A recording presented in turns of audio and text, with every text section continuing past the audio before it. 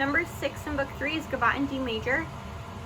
Similarly to number 2 in this book, it's just A1, B1, A2, B2, with your Gavotte 1 being on page 20 and your Gavotte 2 being on page 21.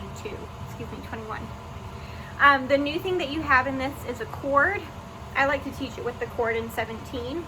On page 2,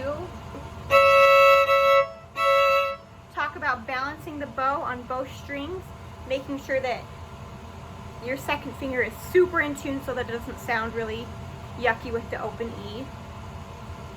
I like to start teaching with the chords because if you don't, they'll usually try it anyway and they'll get frustrated if it doesn't sound good. So I like to start by teaching the chords, and then I continue to teach B2 because you've got some wacky rhythms, wacky bowings, and a cool trill coming up. So first, teaching the chord with the hooked bows after. Pause, hook, pause, hook. 1, 2, 1, 2, 1, trill. So make sure to point out that those tied quarter notes need 2 counts each, and then you get to trill on the very last one. 1, 2, 1, 2, 1, trill. And then you've got some fancy hooked bows.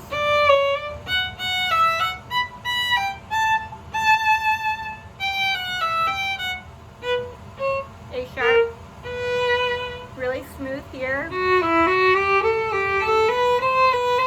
And then separates.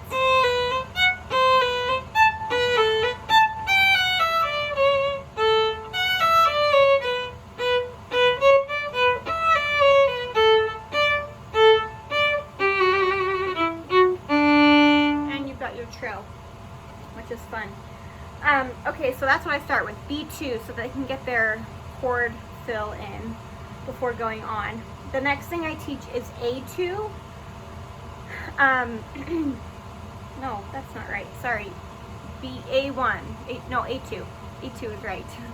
I like to do a shift here in measure 3.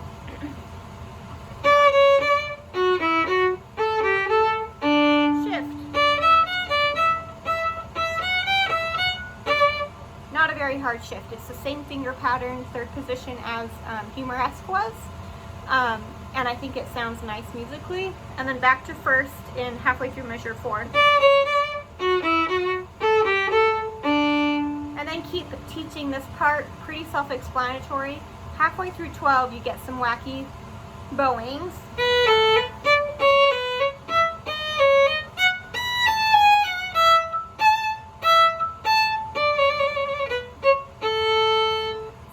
For those. And then you can go ahead and teach A1 and B1. A couple of things in those sections. It's a really great opportunity to practice using your whole bow on these first notes.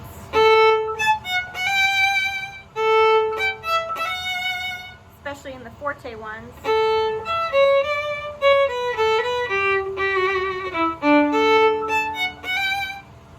When you get to B1, watch out for some low ones, A sharps that are a little bit tricky.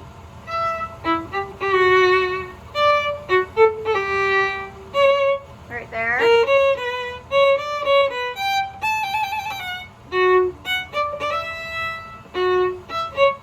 And right here.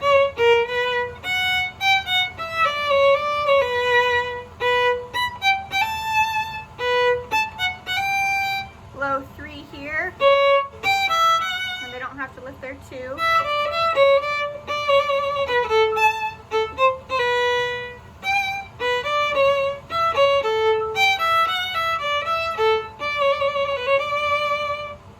Watch out for all of these trills. They start on the note above, as is musically and stylistically appropriate in a Baroque styled piece.